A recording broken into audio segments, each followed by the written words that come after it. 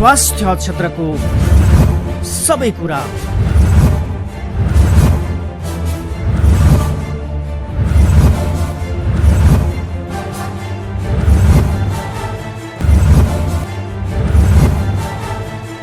कार्यक्रम स्वास्थ्य दर्पण।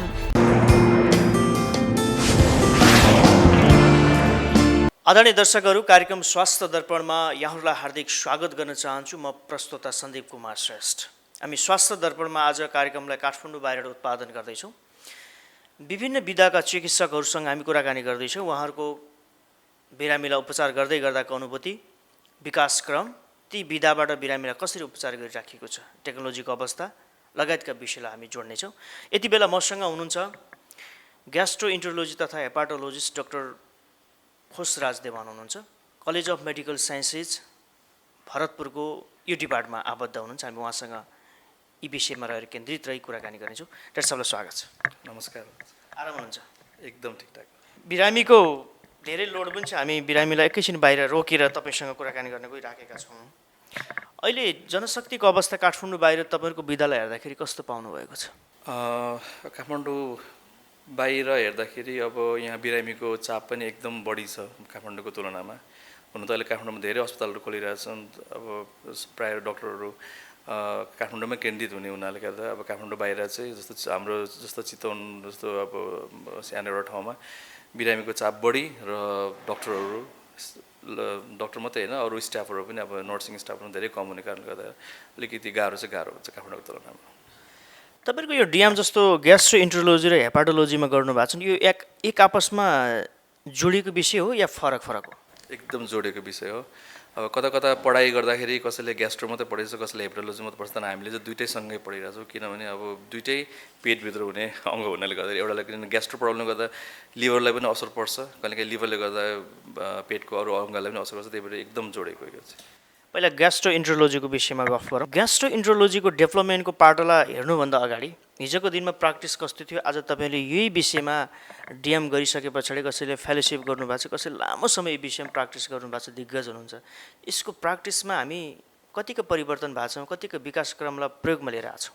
एकदमै भएको छ। किनभने अहिले तपाईँले हेर्नुहुन्छ भने लास्ट तपाईँको यो 2-3 वर्ष मात्रै अगाडि हेर्नु हो भने खासै इभन काठमाडौँमा र काठमाडौँभन्दा बाहिर हाम्रो कोलोनोस्कोपी र इन्डोस्कोपी बाहेक केही पनि हुँदैन थियो। अहिले हेर्नुहोस् लगभग काठमाडौँमा र काठमाडौँ बाहिर पनि धेरै कुरा ERCP जस्तै ठुल्ठुलो ERCP भन्ने सामानहरू आइसक्यो। इन्डोस्कोपिक अल्ट्रासाउन्ड पनि इन्डोस्कोपीबाट गर्ने विधि आइसक्यो। जस्तो ब्लिडिङलाई कन्ट्रोल गर्ने धेरै प्रविधिहरू आइसक्यो। हामीले हेमो स्प्रे भन्छौँ, जस्तो मेटालिक क्लिपहरू लाउँछौँ, त्यस्तो कुराहरू अब सानोतिनो प्रोसिडरहरूदेखि लिएर अब लिभर ट्रान्सप्लान्टेसनसम्म अब कलेजो प्रत्यारोपण पनि अब काठमाडौँ बाहिर टार्गेट भएर यहाँ हाम्रो र पुरानो मेडिकल कलेज र नयाँ मेडिकल कलेज दुईवटा मेडिकल कलेजले अब छिट्टै सायद आउने 1-2 महिनाभित्रमा सायद सुरु गर्नेवाला छौँ। र हेर्ने हो भने धेरै अगाडि बढिसकेको छ। लगभग भन्नुपर्दाखेरि इन्डिया भारतसँग तुलना त नगरौँ 1 to 1, तर अलमोस्ट सुरु मात्रै भए पनि इन्डियामा जे हुन्छ अहिले सबै नेपालमा हुने सुरु भइसक्यो। यहाँले जस्तो प्रत्यारोपणको विषय लिएर आउनु भएको छ, यसलाई हामी पछाडि जोडौँला। सामान्यतया यो ग्यास्ट्रोइन्टरोलोजीभित्र कस्ता रोगको प्रकृतिलाई यहाँहरूले आफ्नो विधाभित्र राखेर बिरामीलाई उपचार गर्नुहुन्छ? अब सर्वप्रथम त अब नेपालीले ग्यास्ट्रिक भन्छ, जुन चाहिँ ग्यास्ट्राइटिस हो पेटको साधारण सबभन्दा बढी त त्यही नै हो। नेपालको राष्ट्रिय रोग पनि भनिन्छ होइन। अब जिस्केर अब त्यो सबभन्दा ग्यास्ट्राइटिसलाई नै हो सबभन्दा नम्बर 1 हुने। त्यो पछि रिफ्लक्स भनिन्छ, अब जुन चाहिँ पेटको खानाहरू सबै अथवा ग्यास्ट्रिक सिक्रेसनहरू एसिडहरू माथि आउने, छातीतिर खानाको नलीतिर आउने, त्यो सेकेन्ड कमन कजमा देखिरहेछौँ। जस्तो इरिटेबल बाउल सिन्ड्रोम भनिन्छ, जुन चाहिँ अलिकति साइकेट्रिक अलिकति प्रब्लम भएको पेसेन्टहरूलाई बढी हुने, सबै चेक गर्दाखेरि नर्मल आउने तर पेट दुखिरहने समस्या त्यो पनि एकदम बढी छ। प्लस अब सानो आन्द्राको भनौँ, अब खानाहरू राम्रो नपच्ने, क्रोनिक डायरिया, जुन चाहिँ डायरिया 1 महिनाभन्दा बढी डायरिया भइरहने मान्छेलाई वेट लस हुने, र हुँदा तल ठुलो आन्द्राको तपाईँको रोगहरू जस्तो अल्सरेटिभ कोलाइटिस भनिन्छ, जस्तो रगत ब्लिडिङ भएर आउँछ मान्छेहरू, त्योदेखि लिएर सबै क्यान्सरहरू सबै यो अब ग्यास्ट्रो सम्बन्धी नै पर्छ। हेपाटोतिर लागौँ डाक्टर साहब। हेपाटोलाई कसरी ब्रिफिङ गर्नुहुन्छ यहाँ? त्योभित्र कस्ता रोगहरू पर्छ? हेपाटोलोजी पनि अब एउटा इक्वली इम्पोर्टेन्ट पार्ट हो अब ग्यास्ट्रोइन्टरोलोजीको सँगसँगै, किनभने सबभन्दा अब साधारण रोग जस्तै भाइरल हेपाटाइटिस एदेखि लिएर B, C, E छ, यो सबै हामीले हेर्नुपर्ने हुन्छ। सँगसँगै यो मात्रै नभएर तपाईँको जन्डिसको अरू कारणहरू पनि अहिले देखिरहेछ, जुन चाहिँ पत्ता लगाउन सकिन्छ नेपालमा पनि। कलेजो बिग्रिने रोगहरू जस्तो सबभन्दा बढी हाम्रो हस्पिटलमा आउने अहिले कलेजो बिग्रेर भनेको रक्सी सेवनले गर्दाखेरि हुने, यो कलेजो बिग्रिने र यसलाई नै टार्गेट गरेर अहिले नेपालमा पनि अब प्रत्यारोपण पनि हामी सुरु गर्दैछौँ। कलेजो फेल भएको बिरामीलाई के गर्ने त, मर्नु दिने कि अथवा उनीहरूलाई पनि सेकेन्ड चान्स, सेकेन्ड जीवन दिने। जस्तो इन्डियामा प्रत्यारोपण गर्नु पऱ्यो भने 1 करोडभन्दा बढी खर्च हुन्छ। नेपालमा अहिले अलिक कम कस्टमा टिचिङ हस्पिटलमा सुरु गरेको छ, लगभग 25-30 लाख भनेर सुरु गर्नुभएको छ उहाँहरूले। अब त्यो जे पनि त्यो अब 3 गुणा कम भए पनि धेरै गर्नु सक्ने बिरामीहरूलाई चाहिँ हामीले मर्नु नदिएर ट्रान्सप्लान्टतिर लाग्ने भनेर हामीले यो एउटा नयाँ लिएर आएको छौँ। ट्रान्सप्लान्टको विषयलाई म फेरि जोड्न चाहन्छु। मृगौलाको कुरा आयो, कलेजोको कुरा आयो। मृगौलाबाट सुरु भइसकेका थिए, कलेजो पनि त्रिभुवन विश्वविद्यालयबाट सुरु भइराखेको छ पछिल्लो समय। जस्तो यो काठमाडौँ बाहिर जुन यो प्रत्यारोपणको एउटा नेपाल सरकारले सबै पूर्वाधार हेरेर जनशक्तिको आधारमा दिएको छ, यो सजिलो विषय त पक्कै पनि होइन। यो खासमा कस्तो टिम चाहिन्छ टेक्नोलोजी सँगसँगै? टिम मात्रै होइन, एकदम इन्फ्रास्ट्रक्चरदेखि लिएर एक्सपर्ट स्टाफ होइन, ट्रेन स्टाफ चाहिन्छ। त्यस्तै ग्यास्ट्रोएन्टरोलोजिस्टहरू, अब हेप्टोलोजिस्ट पनि चाहिन्छ। जस्तो म एक्लैले भएर पनि पुग्दैन होला सायद, अझै साथीहरू खोज्नुपर्ने हुन्छ। त्यस्तै सर्जन पनि एकदम एक्सपर्टै चाहियो। सायद सुरुमा अरूहरूको पनि सायद मद्दत लिनुपर्छ होला। जस्तो टिचिङ हस्पिटलमा गरेको छ, सायद कताबाट सिङ्गापुरबाट अथवा इन्डियाबाट अथवा यहाँ हाम्रो डाक्टर साहब कोरियामा पढेर आउनु भएको छ, सर्जिकल हाम्रो ट्रान्सप्लान्ट सर्जन। त्यही भएर उहाँले सायद कोरियाबाट पनि टिम लिएर आउने विचार गर्नुभएको छ। र उहाँ सुरु गर्दाखेरि चाहिँ एउटा एकदम एक्सपर्ट टिम नै चाहिन्छ। र टिम मात्रै होइन, एक्सपर्ट सबै एज अ टिम वर्क मात्रै नभएर इन्फ्रास्ट्रक्चर पनि अब तपाईँलाई थाहा छ, सामान ओटीदेखि लिएर तपाईँको आइसियूदेखि लिएर सबै नयाँ बनाउनु पर्ने हुन्छ र एकदमै राम्रै चाहिन्छ। कलेजो प्रत्यारोपण ठ्याक्कै बिरामीको कलेजोको कुन अवस्थामा गर्नुपर्ने हुन्छ र त्यसको लागि जस्तो तपाईँहरू एक हिसाबले फिजिसियन जस्तै हुनुहुन्छ, सर्जनलाई यहाँहरूको चाहिँ कस्तो भूमिका रहन्छ? यसलाई एन्ड स्टेज लिभर डिजिज भन्छ। जब जस्तो किडनीले काम गर्न नसक्ने जस्तै अब कलेजोले पनि काम गर्नु छोडेपछि बिरामीको जन्डिस बढ्दै जान्छ। त्यही भएर अरू अङ्गलाई पनि यसले बिगार्न सुरु गर्छ। जस्तो किडनीलाई पनि, कलेजोलाई पनि, मुटुलाई पनि। त्यही भएर त्यो नहोस् भनेर त्योभन्दा अगाडि नै हामीले कलेजोलाई फेऱ्यौँ भने सायद अरू अङ्ग कलेजो सँगसँगै अरू अङ्ग पनि बाँच्छ, प्लस बिरामी पनि बाँच्छ भनेर हामीले प्रत्यारोपण गर्नुपर्ने हुन्छ। र सर्जनको चाहिँ मुख्य भूमिका उहाँकै हुन्छ, किनभने गर्ने उहाँले नै हो। ल यसको लागि एउटा डोनरको आवश्यकता पर्छ। डोनर अहिलेसम्मलाई कानुनले चाहिँ आफ्नै फ्यामिलीको मात्रै हुनुपर्छ भनेर भनिरहेछ र आफ्नो फ्यामिलीको मान्छेले डोनर चुज गरेर मिल्ने कलेजोलाई हामी डोनरले आफ्नो कलेजो अलिकति काटेर सानो भाग दिनु सक्नुहुन्छ। र डोनर पनि यसले गर्दा डोनर पनि ठिकै भोलि गएर डोनरको नयाँ कलेजो त्यो पलाएर जान्छ, जुन काटेको भाग राम्रै हुन्छ र बिरामी पनि बच्छ। त्यो दर्शकहरूलाई अलिक अनौठो पनि लाग्न सक्ला।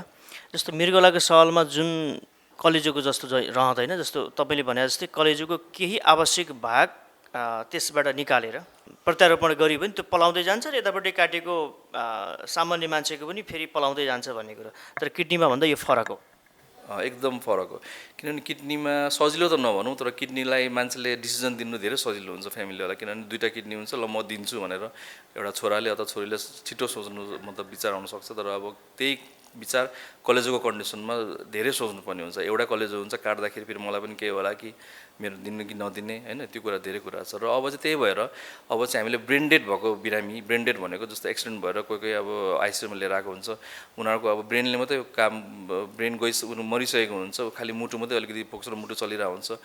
यो बुझाउन अलिकति गाह्रो छ, तर यसलाई ब्रेन डेड कन्डिसन भन्छ। हो यस्तो ब्रेन डेड भएकोहरूलाई चाहिँ हामीले अब त्यो त्यत्तिकै अब त्यो मर्नु दिनुभन्दा बरु त्यो बिरामीहरूको अङ्गहरू काम लाग्छ, केही अङ्गहरू हो त्यो अङ्ग चाहिँ हामीले प्रत्यारोपण गर्नेतिर त्यो सरकारले छिटै नियम बनाइरहेछ। किडनी मात्रै, कलेजो मात्रै होइन, किडनी र साथसाथै अरू अङ्गहरू पनि जस्तो आँखाहरू सबै अरू अङ्गहरू पनि डोनेट गर्न सकिन्छ।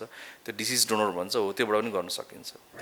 अलिकति प्रिभेन्सनको कुरा पनि गऱ्यौँ, साह्रै टप लेभलको कुरा हो, प्रत्यारोपणसम्म पुग्यौँ। हामीले प्रत्यारोपणसम्म पुग्दै गरेका बिरामीलाई त गर्छौँ नै, तर त्यो अवस्था नै पुग्न नदिनुको लागि हामी आफ्नो तवरबाट के गर्न जरुरी छ? अब मैले भनिहालेँ, कलेजो फेल हुने मुख्य कारण चाहिँ अब देश अनुसारले छ। जस्तो अब इन्डियामा हेर्नुहुन्छ भने अहिले हेपाटाइटिस बीको कारणले गर्दा बढी फेल भइरहेको छ, प्लस एल्कोहल पनि छ। जस्तो विदेशतिर हेर्नुहुन्छ भने प्यारासिटामोल, सुसाइड गर्नलाई प्यारासिटामोल खाएर आएर प्यारासिटामोल बिगारेको कन्डिसनहरू, एक्युट लिभर फेल भन्छ, त्यो कन्डिसनहरू छ। अब हाम्रोमा हेर्दाखेरि हाम्रो एक्सपिरियन्समा चाहिँ हाम्रो चितवनमा यो कलेज अफ मेडिकल साइन्स हेर्दाखेरि चाहिँ रक्सीले नै बढी देख्यो। मोर देन 85% पेसेन्टहरू चाहिँ रक्सी बिगारेर नै कलेजो बिगारेको देखियो, रक्सी खाएर। त्यही भएर सबभन्दा नम्बर 1 चाहिँ अब रक्सी सेवन कसरी हटाउने, यो दुर्व्यसनलाई कसरी बन्द गर्ने त्योतिर लाग्ने हो। अब हेपाटाइटिस बी र सीले पनि कलेजो त्यसरी नै बिगार्छ हेपाटाइटिस, त्यही भएर हेपाटाइटिस बी अब कसरी सर्छ, जस्तो शारीरिक सम्पर्कहरू, बाहिर धेरै अनसेफ सेक्सुअल एक्टिभिटिज गर्नेहरू, रगतबाट सर्छ, जस्तो लागु पदार्थ दुर्व्यसन गर्ने केटाहरूबाट, भाइ बहिनीहरूबाट त्योबाट सर्छ हो। त्योतिरबाट चाहिँ अब हामीले रोकथाम गर्ने सल्लाह राम्रोसँग दिनु सचेत हुनु पर्यो। धेरै विषयहरू छन्, थाहा छ मलाई।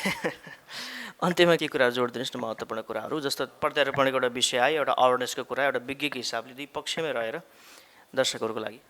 अब हाम्रो यो कलेज अफ मेडिकल साइन्सले चाहिँ ग्यास्ट्रो र हेपाटोलोजी मात्रै भनेर सुरु गरेको, भिन्दै विभाग सुरु गरेको चाहिँ लगभग 2013 देखि हो। लगभग 5-6 वर्ष भइसक्यो र कोही बिरामीहरू सायद हुनुहुन्छ भने अझै पनि थाहा नभएको कति हुनुहुन्छ, बाहिर यताउता भतारिरहेको हुनुहुन्छ। यही लिभर फेलर भएको पेसेन्टहरू, हेपाटाइटिस बी र सी भएको पेसेन्टहरू, जस्तो डाइरियाहरू कन्ट्रोल नभएको क्रोनिक डाइरिया केसहरू, टिबी, पेटको टिबीहरू, प्लस अब साधारण ग्यास्ट्राइटिसहरू त यताउता जता पनि हेरिरहेको भेटिरहेको छौँ।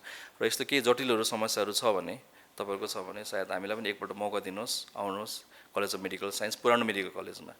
र यति भन्दै म यहाँ धन्यवाद श्री सर, तपाईँको व्यस्त समय हाम्रो स्वास्थ्य दर्पणको लागि छुट्याइदिनु भयो। बाहिर बिरामीहरू वेट गरिरहनु भएको छ। कुराकानीको लागि धन्यवाद। हस्, धन्यवाद। दर्शकहरू, हामी डाक्टर खुसराज देवानसँगको कुराकानी पछाडि अन्य विशेषज्ञसँगको कुराकानीलाई हामी क्रमिक रूपमा जोड्दै जानेछौँ। हामीसँगै रहनुहोला।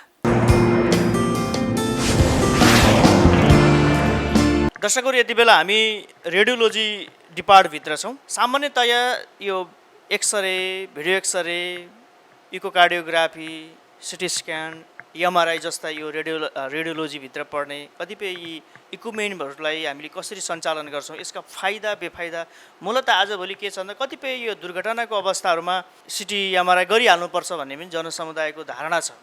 यसका फाइदा बेफाइदा लगायतका विषयहरूलाई हामी जोड्न अत्यन्त आवश्यक ठानी रेडियोलोजी डिपार्टमा छौँ।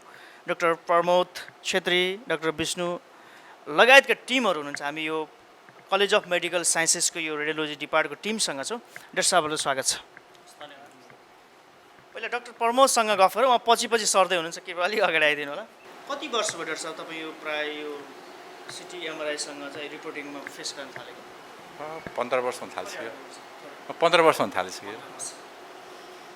पछिल्लो समय मैले अघि भने जस्तै केही दुर्घटना हुनसाथ यस्ता मेसिनहरूको चाहिँ टेस्ट गरिदिनुहोस् होइन, रिपोर्टिङ चाहिन्छ भन्ने धारणाहरू छन्। बेसिकली जाउँ, सिटी एमआरआई जस्ता यी एक्सरेहरूमा के का लागि गर्ने, के का लागि नगर्ने भन्ने कुरा यहाँ भित्तामा लेखेको पनि हामीले देख्यौँ।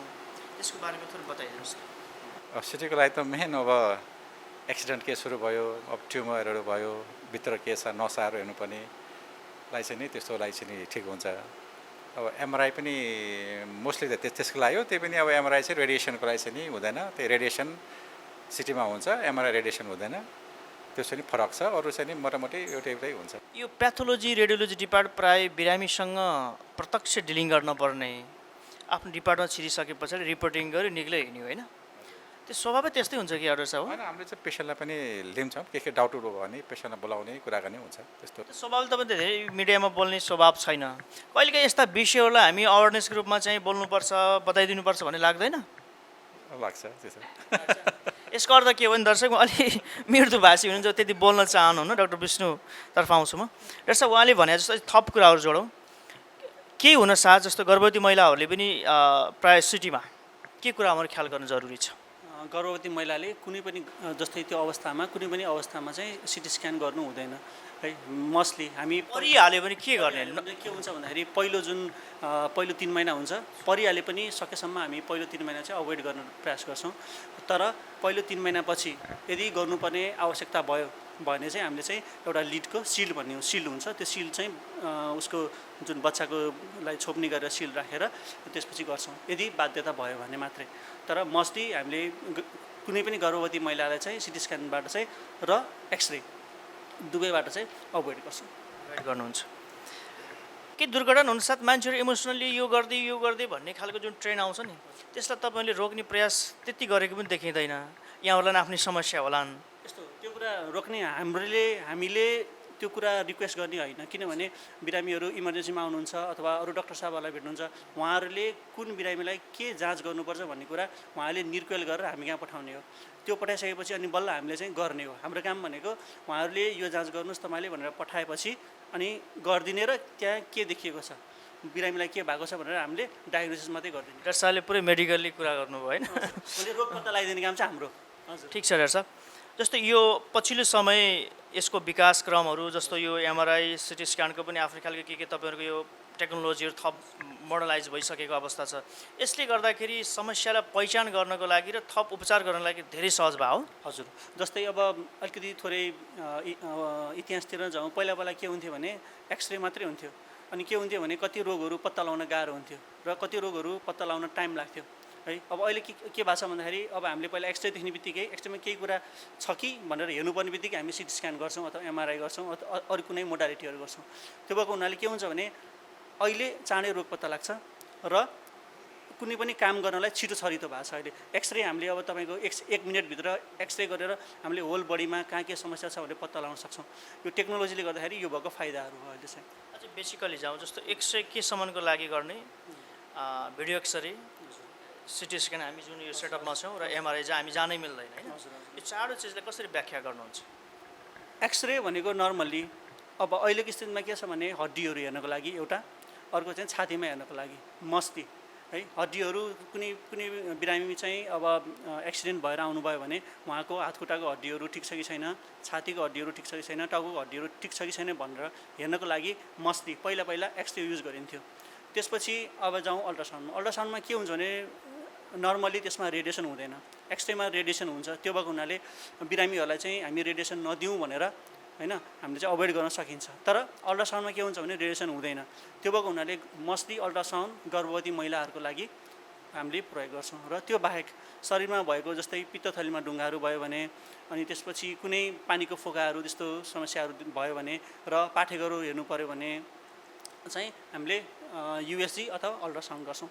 त्यसपछि सिटी स्क्यानको लागि के हुन्छ भने अब जस्तै टाउकोमा हेर्नको लागि फ्र्याक्चरहरू के छ कि छैन, हात के अरे भाँचेको छ कि छैन, त्यसपछि पेटमा भएको सबै अङ्गहरू हेर्नको लागि होइन, तपाईँको मुटु हेर्न, छाती हेर्न, सबैको लागि चाहिँ तपाईँ सिटी स्क्यानको प्रयोग हुन्छ। सिटी स्क्यानमा मस्टली चाहिँ के हुन्छ भने तपाईँको हड्डीहरू, त्यसपछि क्याल्सिफिकेसनहरू, क्याल्सियमहरू जम्मा भएको छ भने त्यस्तो कुराहरू हुन्छ। त्यसपछि अब जस्तै कुनै क्यान्सरहरू छ, त्यो कुराहरू छ भने प्रारम्भिक चरणको इन्भेस्टिगेसन भनेर हामीले सिटी स्क्यानलाई लिन सकिन्छ। एमआरआईको पर्सनल जडौँ। अनि एमआरआई भनेको के हुन्छ भने मस्ती जोर्नीमा भएको लिगामेन्टहरू, टेन्डनहरू भन्छौँ हामी, हड्डीहरूलाई जोड्ने जुन लिगामेन्टहरू हुन्छ त्यो लिगामेन्टहरू हेर्नको लागि एउटा मस्ती त्यो प्रयोग हुन्छ। अर्को भनेको सिटी स्क्यानबाट हामीले जस्तै अब ब्रेनमा कुनै कुराहरू देख्यौँ भने त्यो कुरालाई अझै विस्तृत रूपमा हेर्नको लागि हामीले चाहिँ एमआरआईको प्रयोग गर्छौँ। हस्, कुराकानीको लागि यहाँलाई धेरै धन्यवाद छ। थ्याङ्क यू, धन्यवाद। दर्शकहरू, हामी रेडियोलोजी डिपार्टको यो मेसिनहरूबाट कस्ता खालका समस्यालाई पहिचान गर्न बिरामीलाई सहज हुन्छ अथवा के को लागि गर्ने, के को लागि नगर्ने भन्ने विविध विषयहरूलाई छलफल गऱ्यौँ। हामी अन्य विभागका अन्य रोगका विशेषज्ञसँग फेरि पनि कुराकानी गरिन्छौँ। हामीसँगै रहनुहोला।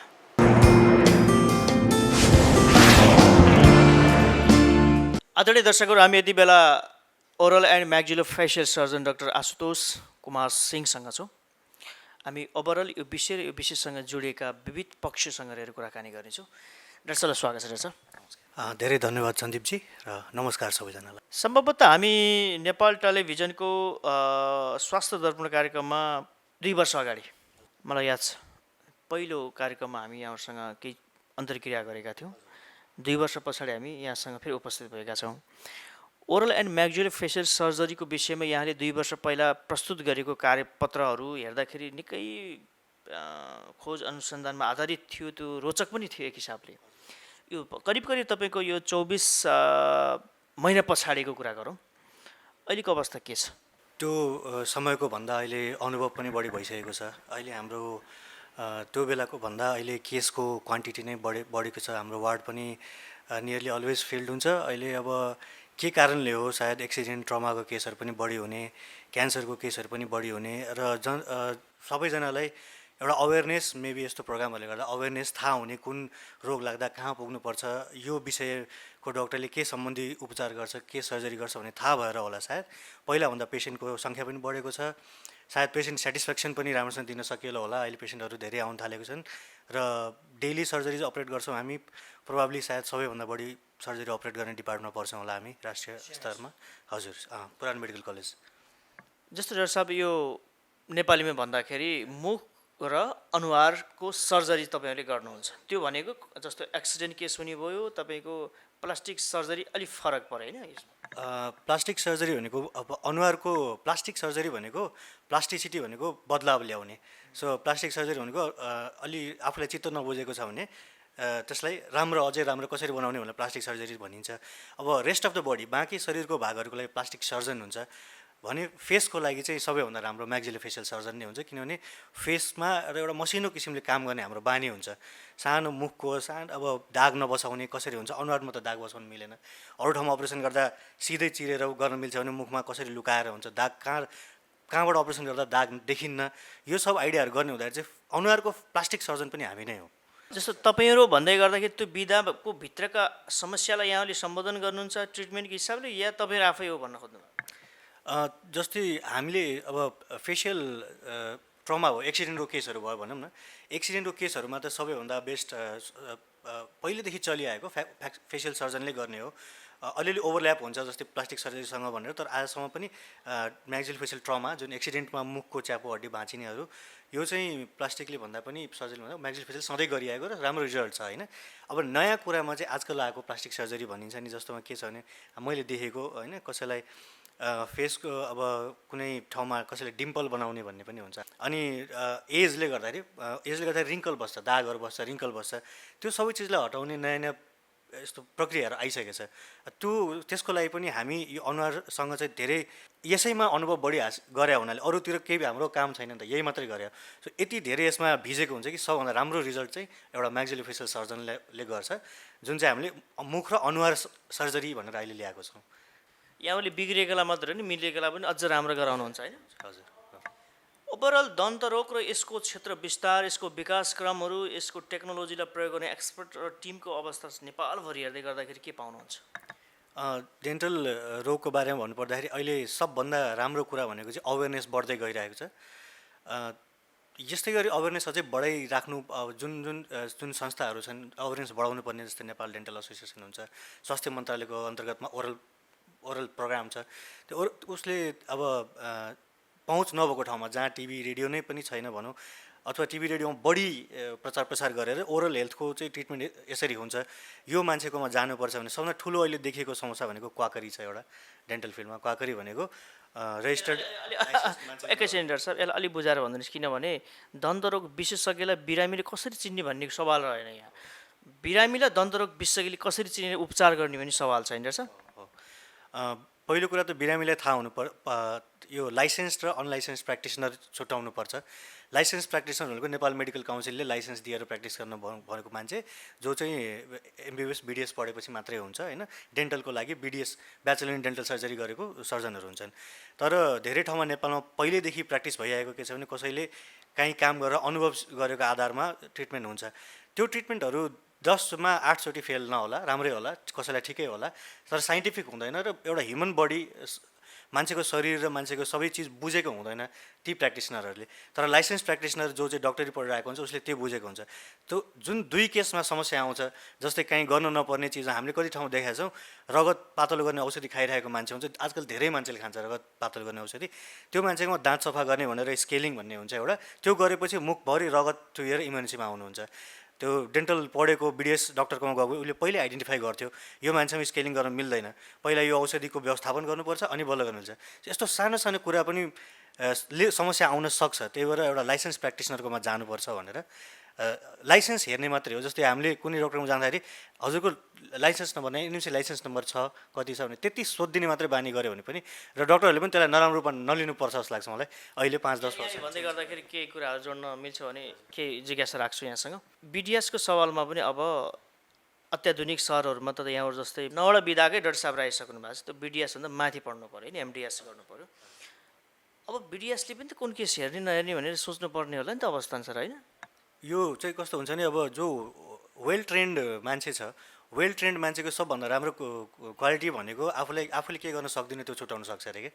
सो अब हामीले पनि जस्तै म एउटा सर्जन भए, तर म हाम्रो म्याक्सिलोफेसियल सर्जरीमै, मुखको सर्जरीमै पनि अरू यस्ता चिजहरू छन् जसको लागि फेलोसिपहरू गर्नुपर्ने हुन्छ, मैले आफै ट्रेनिङ लिनुपर्ने हुन्छ होइन। म आफै भर्खरै अहिले जापानमा जर्मनीमा ट्रेनिङ लिएर आएँ, मलाई केही चिज आयो, मैले आफ्नो काममा त्यसलाई हालेँ, तर अझै पनि केही चिज मैले सिक्नु बाँकी छ, म हात हाल्दिनँ, म रिफर गर्छु।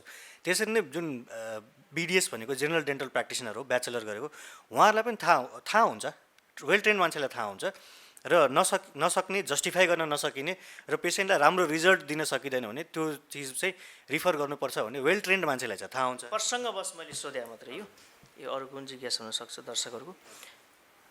छोटोमा अब दन्तरोग म्याक्सिलोफेसियल सर्जरीको विषय मात्र होइन, त्यसको समस्याको विषय मात्र होइन, एज अ तपाईँसँग हामी एउटा रिप्रेजेन्टेटिभ हिसाबले हेर्दै गर्दाखेरि ओभरअल यो विषयको बारेमा कतिको विकास भएका छन्, प्रमुख सहरहरूमा बिरामीहरू कतिको जागरुक छन्, र त्यो सँगसँगै टेक्नोलोजीसँग खेल्ने जनशक्तिको अवस्था के छ यहाँको भनाइ? अहिले आएर नेपालका मेजर सिटिजमा, काठमाडौँ, पोखरा, चितवन, मेजर सिटिजहरूमा डेन्टल ट्रिटमेन्ट वर्ल्ड स्ट्यान्डर्डमै पाइन्छ, त्यो चाहिँ छ। तर पेसेन्टले के स्योर गर्नु पऱ्यो भने लाइसेन्स डक्टर हुनु पऱ्यो र रजिस्टर्ड क्लिनिक हुनुपर्छ, त्यहाँ जानुपर्छ, खोजेर जानुपर्छ। अहिले मैले देखिरहेको छु अब पेसेन्टले पनि डक्टर खोजेर आउने भइसकेको छ।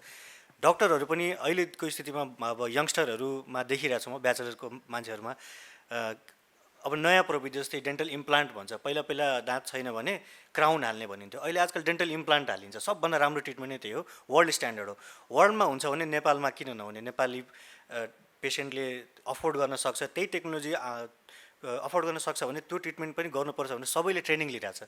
अहिले नेपालमा डेन्टल इम्प्लान्टको ट्रेनिङ वर्षमा केही न भने 4-5 वटा हुन्छ। स्विजरल्यान्डबाट, जर्मनीबाट मान्छे आएर ट्रेन गरिरहेछन्, सबैले ट्रेनिङ लिइरहेछन्। लगभग 50% ट्रिटमेन्ट चाहिँ अहिले इम्प्लान्टबाट हुन सक्ने स्थिति आइसक्यो। अब इम्प्लान्ट अभाइलेबल छ, वर्ल्ड स्ट्यान्डर्डको ट्रिटमेन्ट अभाइलेबल छ, त्यो पनि चिप प्राइसमा अभाइलेबल छ वर्ल्डको भन्दा। अब यो गर्नुपर्छ भन्ने अवेरनेस एउटा जनतामा अलिकति आउन बाँकी छ, नभए त ट्रिटमेन्ट स्टार्ट भइसकेको छ सबै। हजुर, बाँकी प्रस्तुतिमा हामी विस्तारित रूपमा छलफल गरौँला, किनभने विभिन्न विधाका विज्ञसँगको कुराकानीलाई प्रस्तुत गरिराखेका छौँ यो एपिसोडमा। व्यस्त समयको बावजुद आफ्नो विधागत विषय राखिदिनु भयो, यहाँलाई धन्यवाद छ। धन्यवाद छ सन्दीपजी, मलाई आफ्नो कुरा राख्न दिनुभएकोमा धेरै धेरै धन्यवाद। र नेपाल टेलिभिजनमा यो कार्यक्रम हेरिरहनु भएको सबैजनामा, कार्यक्रम हेर्नुभएको र मेरो कुरा सुनिदिनु भएकोमा धन्यवाद अर्पण गर्न चाहन्छु। दर्शकहरू, हामी oral and maxillofacial surgeon doctor Ashutosh Kumar सिंहसँगको कुराकानी पछाडि फेरि अन्य विधाका अर्का डाक्टरसँगको कुराकानीले हरमाझ लिएर आउनेछौँ। तबसम्मको लागि हामीलाई हेर्दै गर्नुहोला। नमस्कार।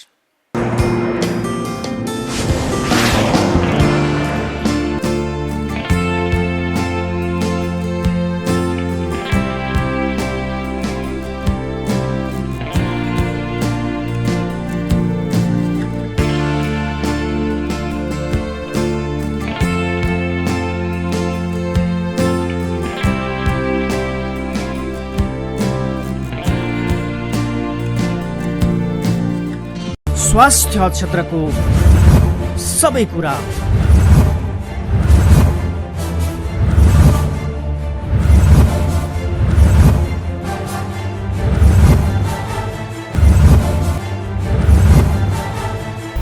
कार्यक्रम स्वास्थ्य दर्पण